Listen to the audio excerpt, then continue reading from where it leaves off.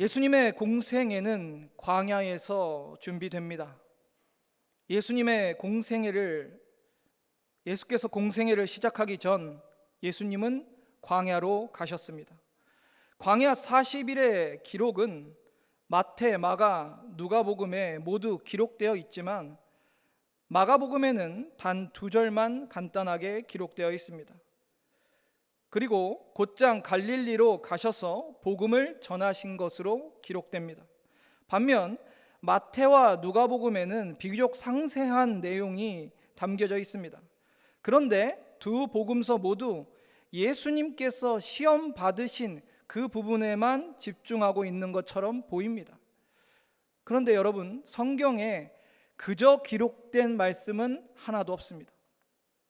예수님의 그 시험 이전에 예수께서 금식하시며 40일 동안 홀로 광야에서 계셨던 그 시간이 있었다는 거예요.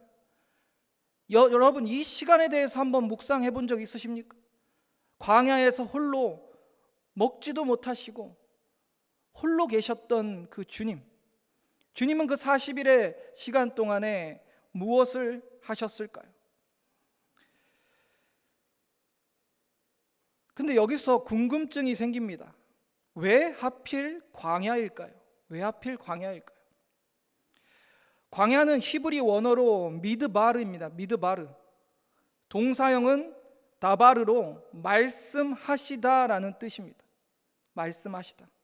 광야는 한마디로 하나님의 말씀이 선포되는 곳이고 하나님의 말씀을 듣는 곳입니다.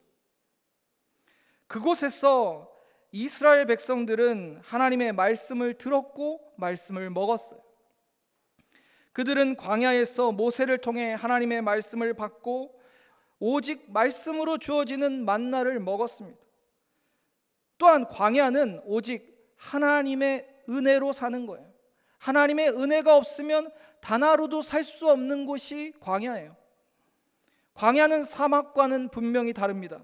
사막은 비가 와도 아무것도 자라지 않지만 광야는 아무리 환량해 보여도 비가 오면 싹이 나고 자라납니다.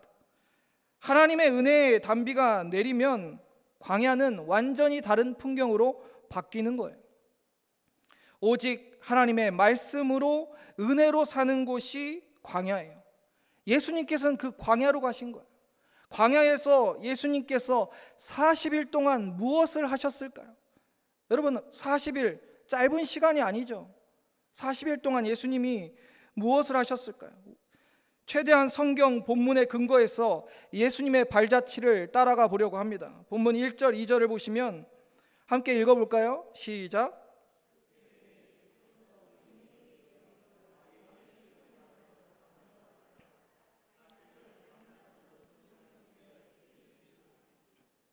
우리는 여기서 세 가지 단서를 발견합니다. 첫 번째는 성령에 이끌리셨다는 거예요. 예수님은 40일 광야 시간 동안에 오직 성령에 이끌리셨어요. 두 번째는 시간이에요. 40일이라는 시간 동안 홀로 광야에 계셨다는 것. 세 번째는 금식하셨다는 거예요. 금식하셨다는 것. 먼저 성령님께 이끌렸다는 것은 광야의 시간은 전적으로 성령님이 이끄시고 성부, 성자, 성령의 상호 깊은 교통과 교제가 있었다는 것을 우리는 알 수 있습니다. 예수께서 광야의 시간 동안 지난 30년 동안 나사렛 몫으로 살아왔던 인간적인 모든 것을 내려놓고 성령 충만함을 입으신 거예요. 예수님은 광야에 계셨던 시간이 40일이었어요. 이 40이라는 숫자는 성경에서 중요한 내용을 담고 있습니다. 모세가 시내산에서 밤낮 금식하고 십계명을 받았죠? 며칠을 금식했죠? 40일을 금식했어요. 그리고 이스라엘 백성들이 40일 동안 가나안을 정탐하고 하나님께 불순종했을 때 40년간 광야에서 유랑하게 됩니다. 광야는 그런 곳이에요. 오직 겸손히 말씀을 받는 곳이고 준비하는 곳입니다. 준비가 되지 않거나 시험을 통과하지 못하면 다시 광야로 돌아가야 돼요. 이게 하나님의 뜻입니다. 하나님은 이스라엘 백성들을 광야로 이끄시어 그들을 낮추시고 오직 은혜의 말씀으로 살도록 준비시켰어요. 광야에서 준비되지 않으면 가나안 땅에 가서 하나님 말씀대로 살아갈 수 없기 때문에, 그래서 하나님은 이스라엘 백성들을 낮추시고 준비시켰어요. 그런데도 불순종한 그들 다시 광야로 돌아가게 해서 다시 준비시켰어요. 예수께서도 광야에서 공생애를 준비하십니다. 은혜 없으면, 말씀 없으면 살 수 없는 광야에서 오직 하나님만 교제하며 인간 예수님은, 나사렛 예수님은 이제 그 인간적인 그 모든 지식, 이성, 경험을 내려놓으셨습니다. 이때가 예수님의 공생의 첫 출발점이라는 것은 매우 중요한 의미를 갖고 있습니다. 공생애의 길은 결코 쉽지 않은 길이었죠. 전쟁터 같은 세상에서 홀로 진리를 선포하셔야 됐고, 그들의 손에 자신의 생명을 맡겨 십자가에 달려 죽으셔야만 되는 길이었습니다. 십자가와 부활을 통한 인류 구원을 막기 위해서 사탄의 회방과 공격이 최고조에 이르렀었던 때이기도 합니다. 그래서 광야의 시간은 예수님이 구별된 시간, 구별된 장소 광야에서 성부, 성자, 성령의 깊은 교제와 공생애를 준비하는 시간이었던 거예요. 하나님은 저와 여러분도 광야로 이끄실 때가 있습니다. 내가 할 수 있다고 생각될 때, 내 힘으로 이루었다고 여겨질 때, 내 능력으로 될 거라고 느껴질 때, 하나님은 여러분을 광야로 이끄실 것입니다. 왜냐하면 우리는 하나님의 은혜 없으면 살 수 없는 존재라는 것을 깨닫게 하기 위해서예요. 세상의 떡이 아닌 하나님의 말씀으로 살아야 함을 깨닫게 하기 위해서란 말입니다. 만약 여러분이 지금 광야의 시간에 계신다면 감사하십시오. 감사하세요. 아니, 혹 여러분을 광야의 시간으로 이끄신다면 이 또한 감사하십시오. 그 광야의 시간은 하나님을 더욱 깊이 만나는 시간이며 하나님의 말씀을 듣게 되는 시간일 것입니다. 사랑하는 성도님들, 광야는요 결코 피하고 싶거나 가기 싫은 곳이 돼서는 안 됩니다. 광야의 시간이 없으면 우리의 모든 것이 하나님의 은혜라고 깨닫고 고백할 수가 없어요. 예수님처럼 광야의 시간 가운데 하나님과 교제하며 그 은혜를 덧입는 저와 여러분 되었으면 좋겠습니다. 이제 예수께서 40일 금식을 하시고 인간이 느끼는 가장 큰 굶주림을 경험하고 계십니다. 여러분, 40일 금식이라는 것은 사람이 할 수 있는 한계예요, 한계. 잘못하면 40일 금식하다 죽을 수도 있어요. 요즘에는 40일 금식하시는 분 보기가 힘든 것 같아요.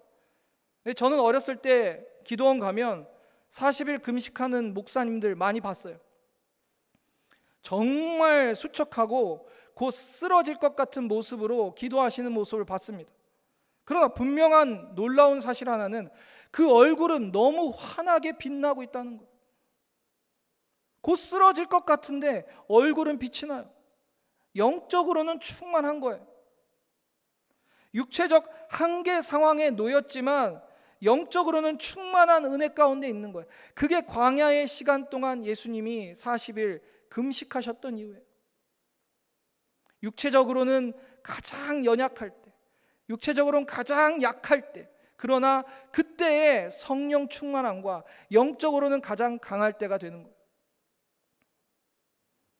여러분, 얼마나 힘드시고 굶주리셨겠어요. 우리는 한 끼만 굶어도 배고프잖아요.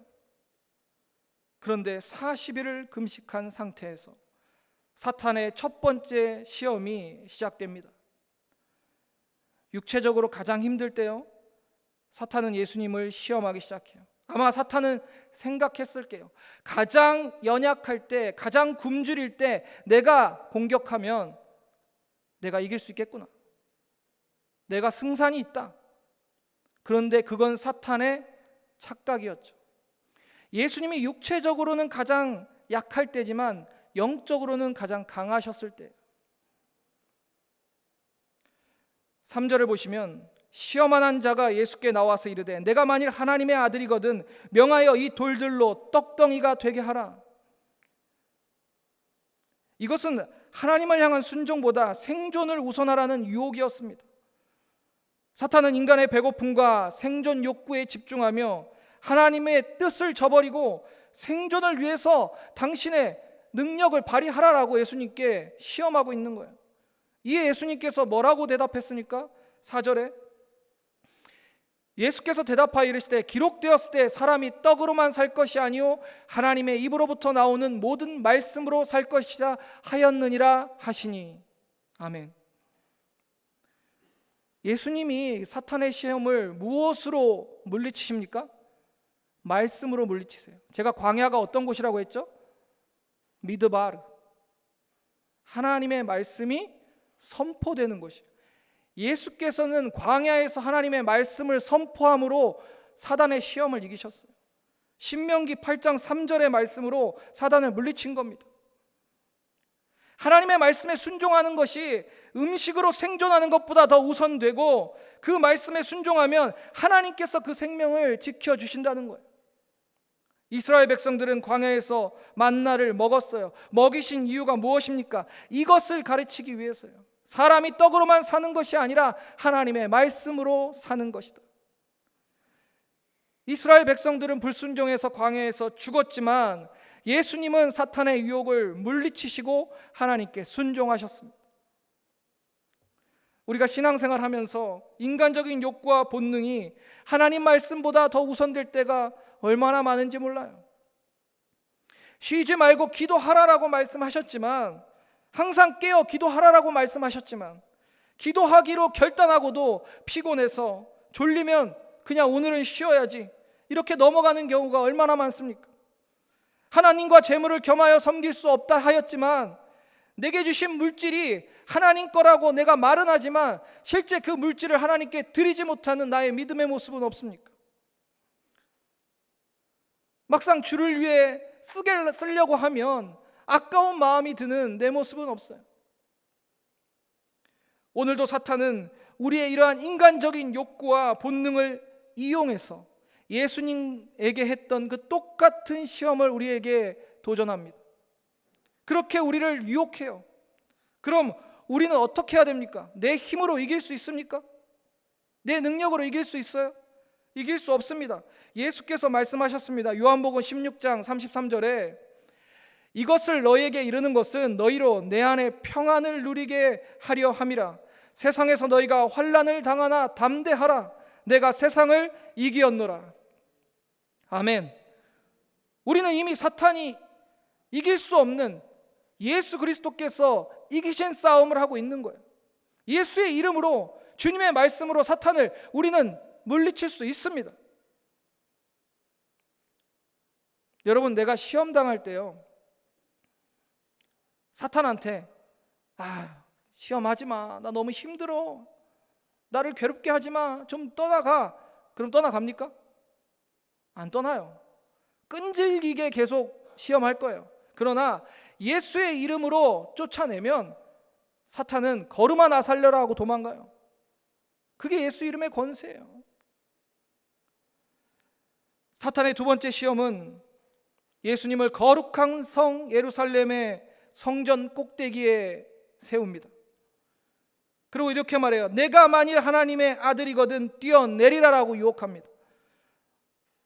근데 마귀가요, 얼마나 치밀한지 몰라요.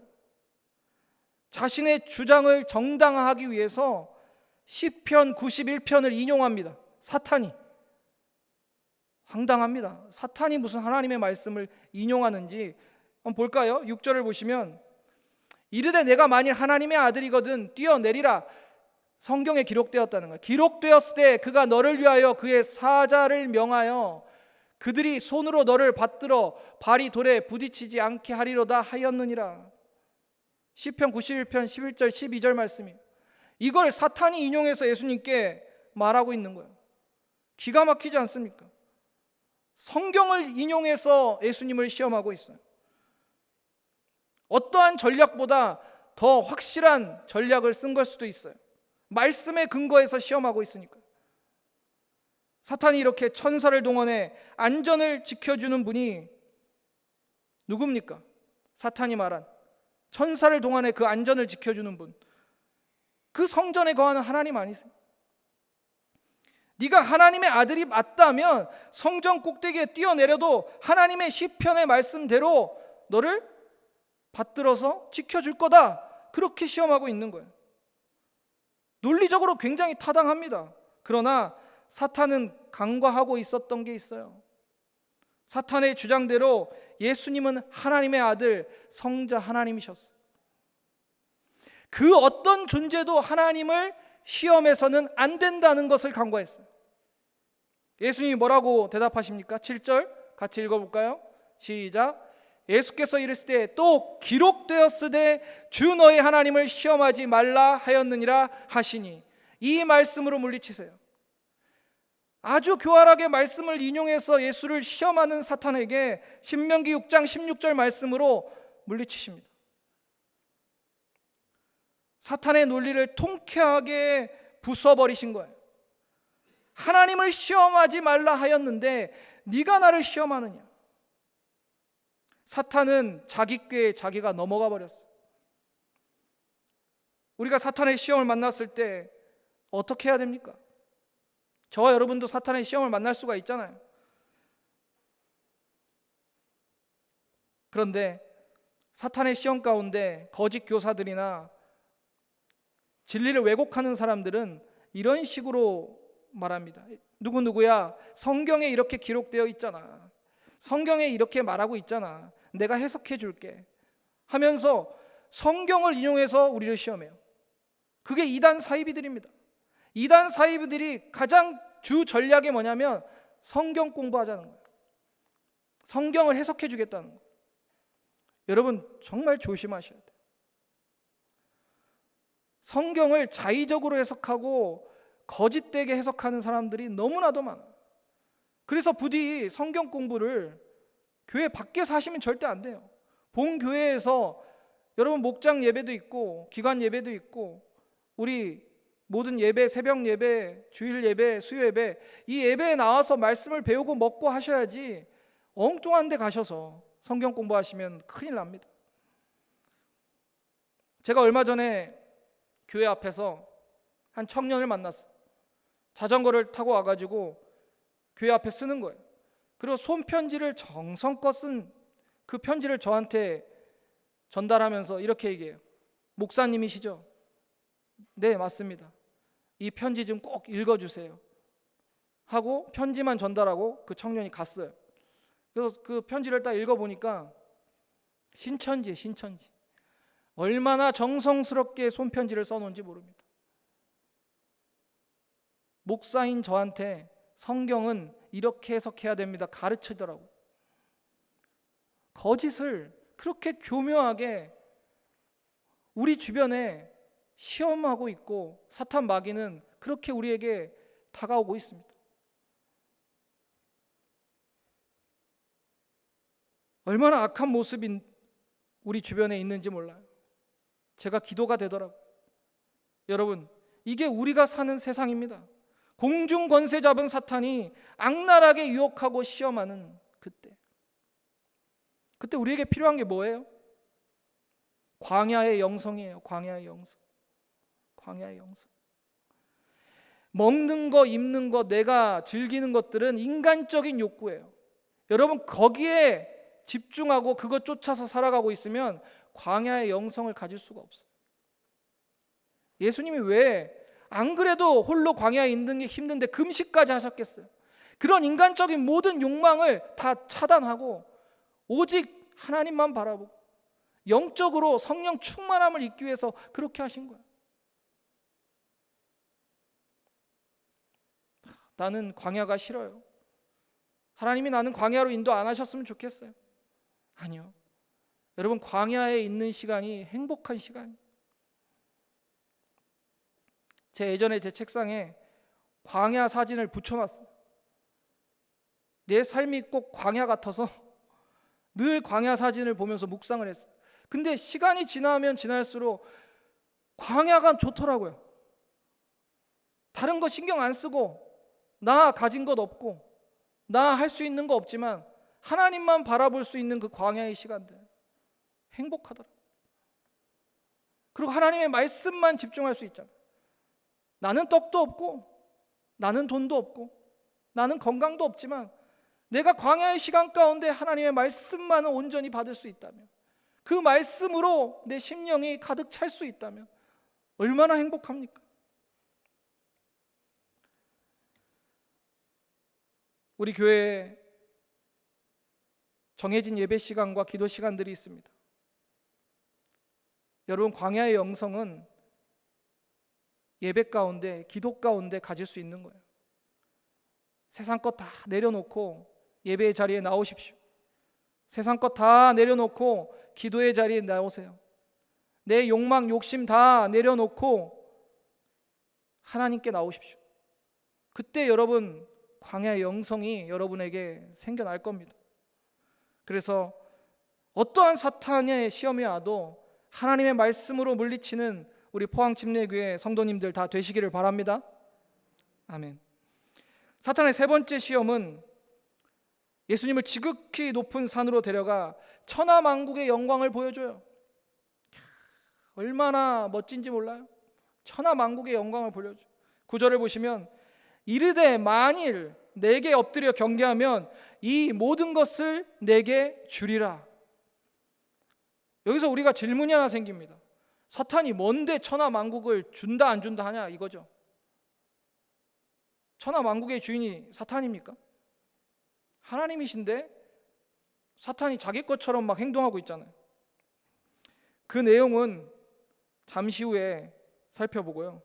여기서 먼저 우리가 볼 것은 경배하다, 원어로 프로스키네오인데 절하다라는 뜻이에요. 절하다. 이 절하다는 예배의 대상에게 절하는 거예요. 예배의 대상에게. 그 우리가 오직 엎드려 절하며 경배할 예배의 대상은 누구십니까? 누구세요? 하나님이시잖아요. 하나님이신데 사탄은 창조주도 절대자도 아니고 그냥 악한 죄의 아비일 뿐이잖아요. 그런데 예수님께 경배를 요구하는 거예요. 나에게 절하라. 그러면 내가 이 모든 것을 너에게 주겠다. 사탄은 이 세상이 자기의 것이라고 주장합니다. 그러니 자신의 것을 자신이 원하는 자에게 넘겨줄 수 있다라고 주장하는 겁니다. 누가복음 4장 6절을 보시면 그 근거가 있어요.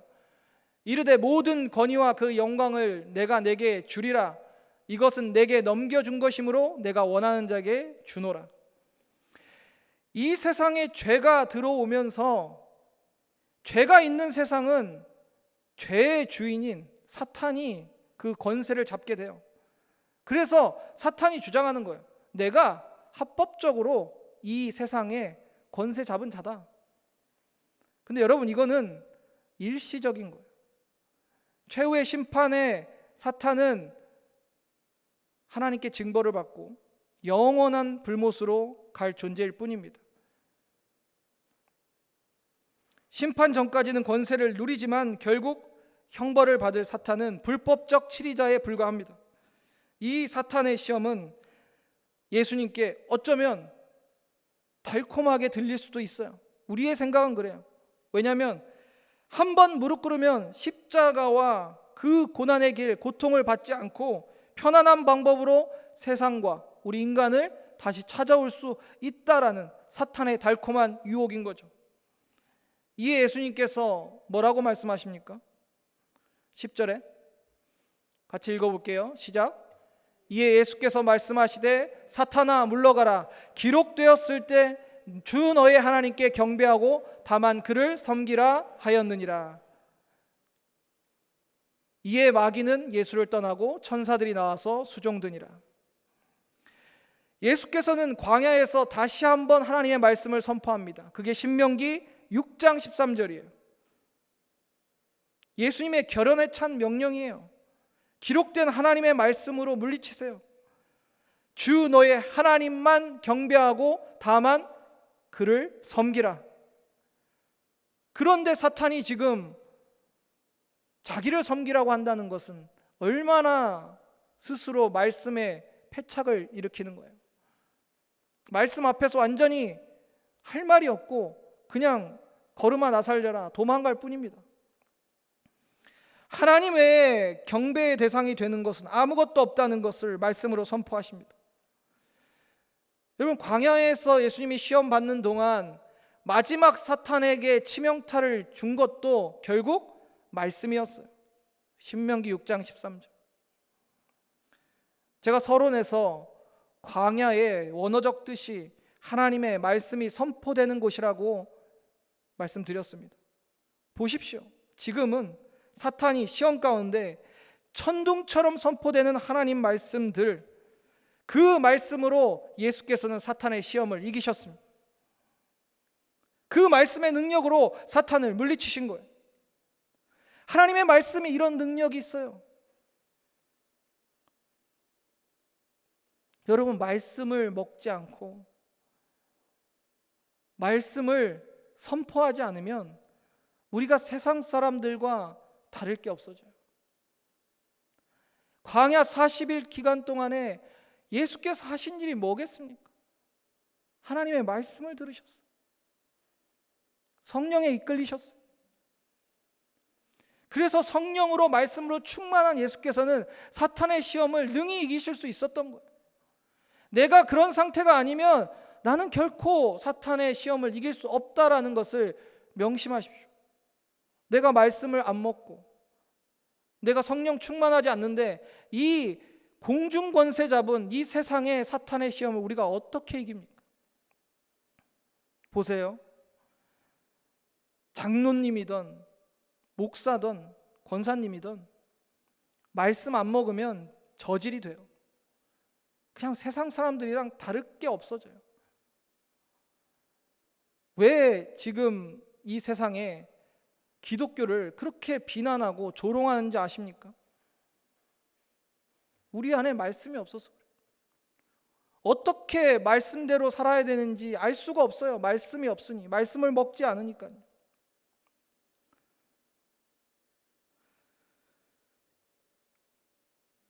예수님은 광야의 시간 가운데 하나님의 말씀으로 충만했기에 어떤 시험이 와도 그 모든 시험을 이기시고 사탄의 모든 시험은 실패로 끝나고 말았습니다.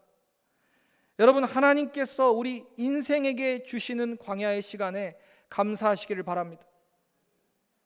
그 시간이 있어야 하나님과의 깊은 만남을 가질 수 있어요.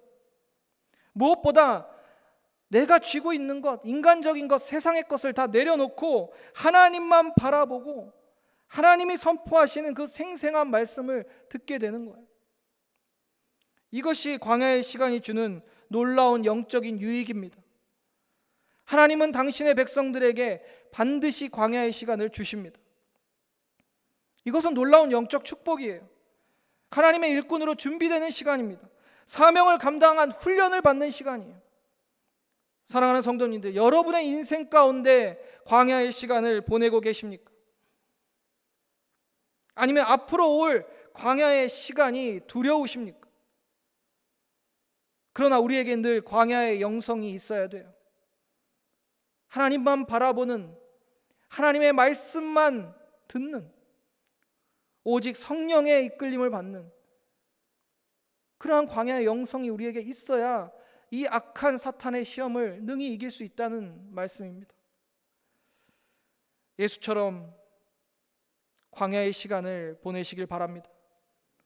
광야의 영성을 가지시길 바랍니다. 오직 성령님께 이끌려 하나님의 말씀에 충만하여 이 땅 가운데 주님이 주신 사명을 잘 감당하는 우리 포항침례교회 공동체가 되기를 간절히 소망합니다. 다 함께 기도하겠습니다.